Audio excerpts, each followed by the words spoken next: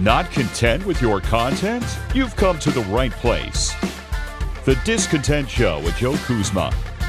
Every brand starts with a story. Here's how you can grow your business by sharing it. Now, with today's topic, the host of the DisContent Show, Joe Kuzma.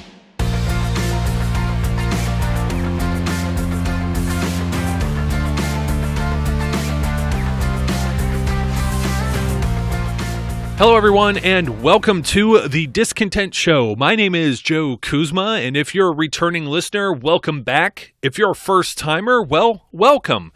This is actually the third episode of the DisContent podcast here, and well, I want to welcome back everyone who listened through the first two. I know it wasn't necessarily full of, what would you say, I put out a blog post just over on my website, joekuzma.com, so bear with me here because there's a little bit of overlap, but there's no real secrets to content marketing. In fact, half the time when I'm thinking about recording a podcast like this one, as I'm doing now, I get tongue-tied. I get lost. You can make mistakes. Nothing is ever perfect. Look, you don't have to be great. You only have to be good at doing this. So on the first two, I wasn't necessarily the most happy with everything. There are some tools, there are some tips, there are some tricks, but there's no real secrets. Most of this stuff is public information, but I realized a lot of it isn't necessarily nuts and bolts. It's not the mechanics of actually doing. Sometimes it's just strategy, and today will be another one of those strategy type sessions. But the first two introductory episodes, if it's something you feel that you would like to listen to, it's a little bit of my background of myself personally, and then whether or not content marketing is right for you and for your business. Spoiler alert, it is. In short, I don't see anyone who can't benefit from this, but there's so many topics, so many different things I could talk about here as far as content marketing. I just want to give a quick review real fast of my 5 pillars of content marketing, which off the top of my head, sometimes I even forget about them because it's stuff that I'm doing. It's almost like it becomes effortless once you're rolling up your sleeves. And actually, I'm speaking with someone now on a new project, and they're talking about a podcast, and we're talking about how do you get that podcast out there?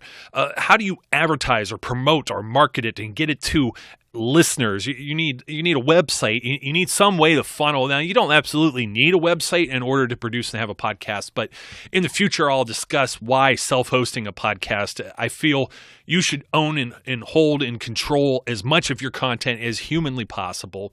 And if you're capable of doing that without paying a third-party service, let's say like SoundCloud almost went out of business. So you don't need a website to put something on SoundCloud, but it helps. It helps to have your own website, and then you could always expand and do other things. But anyways, if you're getting my point here, it was like this snowball that was just rolling downhill, and it's like, oh man, is this something I should still do? Don't let it overwhelm you. In fact, I'll tell you what, I get nervous. Sometimes you even hear me sound nervous. I feel awkward talking about even this stuff, to be completely honest, because it's just the kind of guy I am. And you're going to be in a similar position, but you know what? Once you relax and you hunker down and you're strapped in and you're doing this stuff on a consistent basis. I don't want to say daily basis because it could be weekly, it could be bi-weekly, it could be whatever you need it to be. It is your rules, okay? I'm kind of giving you the blueprint and you got to take it. It's like, hey, I passed you the ball. Now it's your opportunity. What do you do with it? You know what I mean? Are you going to pass or are you going to shoot? I think you want to score. So anyways, it was one of those things where I said, hey, look, you know what? This website, this whole thing, it didn't just go up overnight. Once it's over, once you've gotten over that hump, that initial time investment, if you have to create some of these things from scratch. Now, here's another concept here as well. I understand that some of you are beginners. You're maybe not novices. You may not have a platform already. You may not even have a Facebook page. So I may not cover those things. It's a lot harder to tell you how to make a Facebook page and how boring is that? But I'm going to have some tutorials, I think. I'm going to put some up on YouTube, and I'm already going to start a blog series over on the website, joekuzma.com. That's just my name. DisContent is the brand. It's the name of the show. I just wanted to be a little fancy with that because I'm not even content with what I do. It's an always learning process. There's never a right. There's never a wrong. So don't get ingrained in that type of stuff. Don't get overwhelmed. Don't tend to overthink.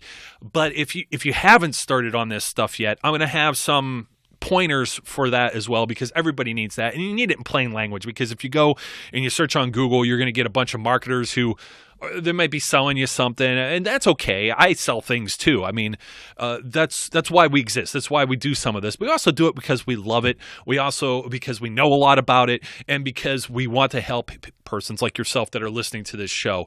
So I plan to have that out there. I'm going to try put some of it in plain English. It will bounce back to a few of the regular like Facebook pages or whatever if you need diagrams and things of that nature. But my whole thing is, and I think I found my mission statement by accident. It's not my real mission statement, but I said I'm trying to translate Speaking Geek, because it seems like a lot of people who really know this type of stuff. I mean, if you've ever called a tech support line and they're talking to you and you're like, what is that? Well, I feel you. And I try not to do that or talk over anyone else's head. In fact, I had to fix my riding mower. It's been an ordeal. It hasn't been running since August, okay? I'm trying to just get my hands dirty, plow into this thing. And I know nothing about small engines. I know nothing about riding mowers. I know nothing. I absolutely zero. I put gas in the thing and it goes. That's about the amount of it that I know. And someone, a dear friend of mine that knows a lot about these things, it's like, the shoe's on the other foot this time. And they're talking to me about how, well, look for this fancy widget and this thing. And I have no idea what they're talking about. So I know what it's like to be in the same spot, but you got to start somewhere. You're going to learn. So with all of these different topics that I was thinking of, I was like, man, I don't even know that I have all the time to talk about all these topics. And boom, it just hit me like that. Just like the old Hootie the Blowfish song, Time. Today we're going to talk about time, because I think this is probably the biggest core thing other than, writer's block or coming up with subjects, or a lot of times you may already have things. They might be right in front of you and you don't know it. But how do you put all this thing together? Where do you find time in your day to balance your work schedule, your daily life, family, if you've got all of that maybe some of you work 2 jobs. Maybe this is maybe what you're doing now is a side hustle, which is, I got plenty of side hustles too. I don't know how I juggle all of it, but I say there's no rest for the wicked. But there's a number of ways, and I don't want to say cut corners. I don't want to say shortcuts, because I feel anybody that's doing that or selling you that or whatever it may be, it's a tall tale. It's definitely one of these things. Like I said, you roll up your sleeves, you get the sweat equity, you get back what you put into it. Some stuff is very simple. I think you could just go on your social media maybe once a day. Now, if you have multiple social media accounts, there are different programs that allow you to check multiple things at one time. I'm going to go into detail of some of those in the near future too. There's Buffer, there's Hootsuite. You can post multiple things at the same time with those. There's Deliver It. Trying to think of what else is out there. TweetDeck if you have multiple Twitter accounts. But if you're on your phone, for the most part, we're talking a few button taps. You know what I mean? And if it's all that you're signed into, or in the case of even like Facebook, Twitter, Instagram, you could switch accounts without having to log in and log out. You could have multiple accounts on those. That's probably something I'll have to cover as well if you're not familiar with it. But think about how long that takes. If you're not screwing around and reading through all the timelines and making it a play toy, you get down to your business. We're talking a couple minutes, maybe a day. I mean, this is something where, and I don't want to be funny, but you wake up in the morning, and I know some of you've got the routine. You go in the bathroom and you sit on the royal throne, and you may have a phone in your hand. I think it used to be a newspaper. Like if it was like my dad or my grandfather or something like that. I don't ever have a memory of my dad reading a newspaper, but especially not on the toilet. But you get what I'm saying. There's a couple of minutes. Maybe it's your most precious minutes. Maybe you're sitting at a kitchen table or having a cup of coffee, or by all means, don't do it while driving. Don't do it while driving. But if it's like before work, or it's a lunch break, or it's right after work, or right before bed, there's a couple moments. I don't want you to be addicted to this thing and attached at the hip, because then that's where time gets away from you. And if you're spending too much time on just like replies and likes, and it's okay to interact with your audience, with your followers, but you got to give them something to follow. That's the big thing. And that's where it comes into some of this content creation, content marketing. But how do you find the time to do some of this? Well, maybe it's not just you. If you happen to be part of a business and you have somebody else you could delegate certain tasks to, that's great. If you're by yourself, and I'm by myself, but there are other people I lean on when I don't know what I don't know. When I don't know it all, right? I'll ask them. That's like the riding mower thing. And, you can kind of delegate some tasks. You can also delegate it to some of these programs that I already mentioned, things that may automate stuff. But just be careful, because when you're dealing with a robot, it's only as good as what you're putting into it sometimes, and however it's programmed. And it may not come out with the intended result that you would like. So sometimes it's better to just manually do something. But if you take a moment, I'm even a big proponent of doing this, at least maybe just once a week. You find time. You might find 10, 15, 20 minutes of quiet time and jot down some notes, however you need to do that. Do it on an iPad. Do it on a phone. Do it in an audio note. Do it old-fashioned way on a notepad and pen and paper or pencil or whatever it is that you need to use. And when it comes to you just start writing things down. Write down so you don't forget it. You'll have things piled up, and then you'll have something to go back to and use. And you may even be able to, depending on how lengthy and how talkative you are and stuff of that nature, you may be able to knock out a few things in one day, one morning, one afternoon, one night, one evening, whatever it may be, all at once. And then guess what? You're not a slave to the content.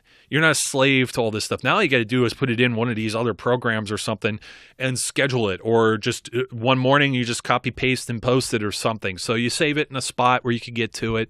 Maybe you use a Word document or something. Whatever. Remember, I said it's your rules. There's no right or wrong way. However it ends up on a Facebook or on a Twitter, on your website, I'm going to talk about why your content's really important to have on your website and then push through social media. It's why I like blogging. It's why I like podcasting. You own and control those things. When you put it on Facebook, it could end up in, I had a fancy word and I can't think of from a movie I just saw, but it's like the nether regions. It just into parts unknown sometimes, out in space, and gets lost forever. Twitter is very much in the moment. If you have something that's a popular tweet, if you receive email alerts, or you may even get the notifications from the app itself about things that were popular within the last day or two, but that's about it. I mean, those just highlight and pick a few. If you're following, like I am, like 1,000 people, or other people are following 1,000 people, you're not always going to show up in those type of feeds. So just keep that type of stuff in mind. Also, by the same token, if you have something that doesn't necessarily expire, it isn't a current event type thing, it's something you could use again. Now, I wouldn't necessarily spam it and make that your same three posts in a row, because people get tired of seeing that. And there's algorithms and things with these big social media companies and stuff like that, where one, they won't let you post the same thing multiple times in the same way.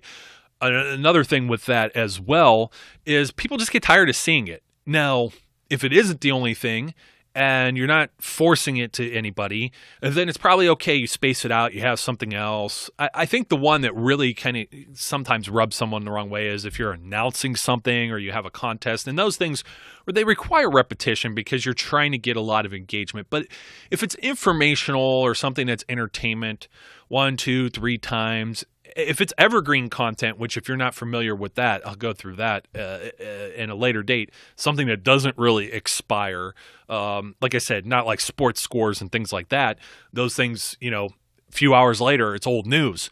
We're talking about, hey, you got some tried and true advice, how to bake cookies. I mean, it doesn't really change, right? So that information, you could even go back, because now you're creating a nice little content pile. You could even do in case you missed it, or a throwback Thursday, a way back Wednesday, a flashback Friday, Taco Tuesday. I don't think that one fits in. You could go back and reuse it. So there's never any harm in that, in freshening something up, repurposing it, sharing it again, things of that nature. But by all means, time is one of your most important assets in doing this. And it doesn't have to cost you much money, any money. It all depends on what you put into it financially, but time is the big one. Because even myself, if I were helping you and we were working together, I don't know everything about what it is that you do. I can't possibly know that. That's why you're the expert. That's why I'm the expert at this stuff.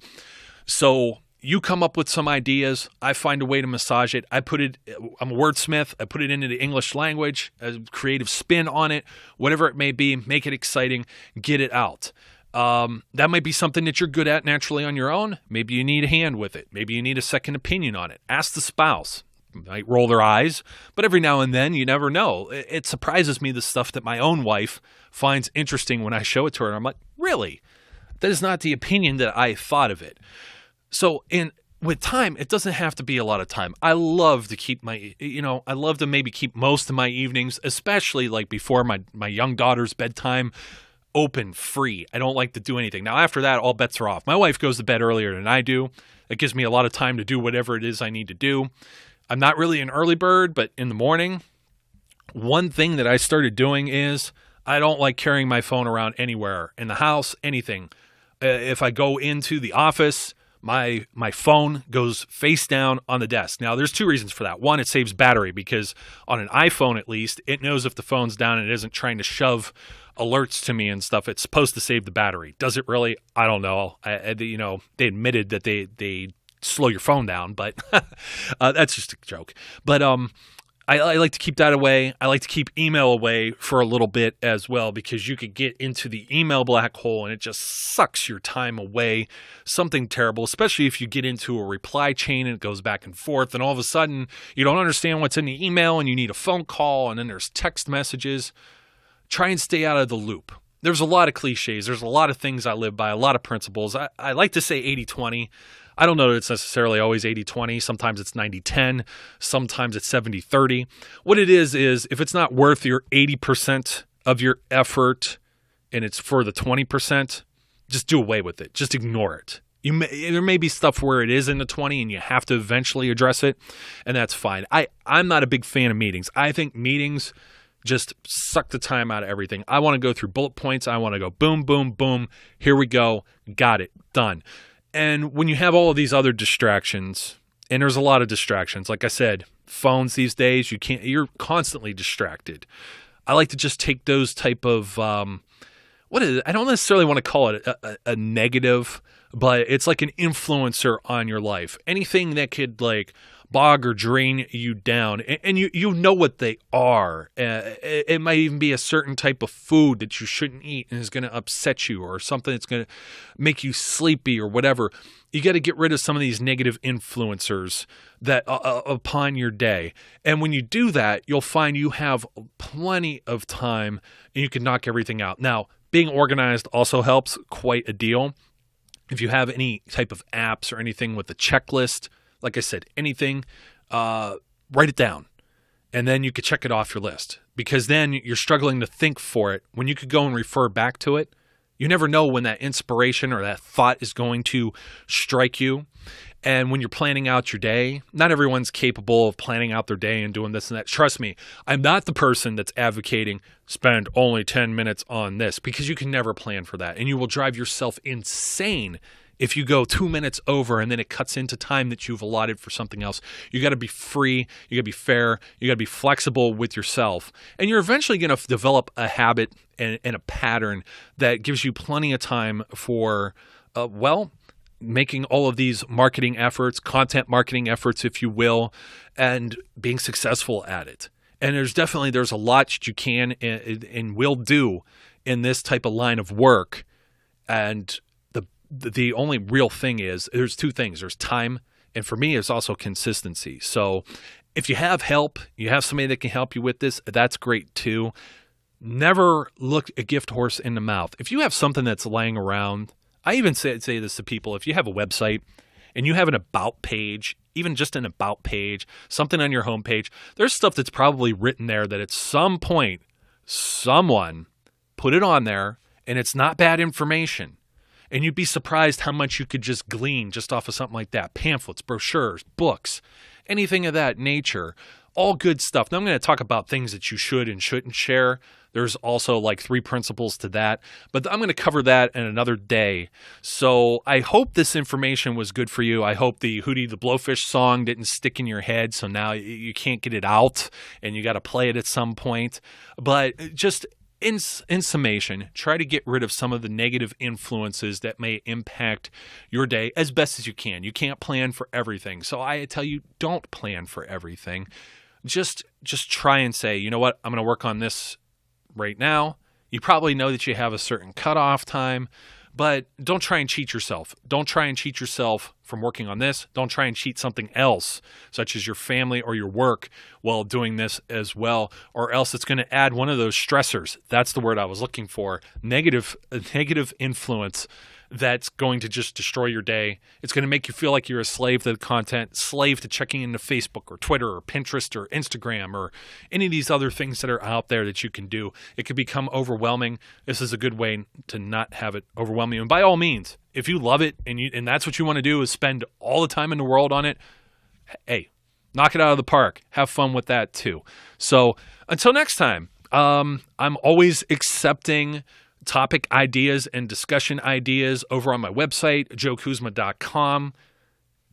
Feel free to message me there. Feel free to message me Facebook. I have a DisContent page.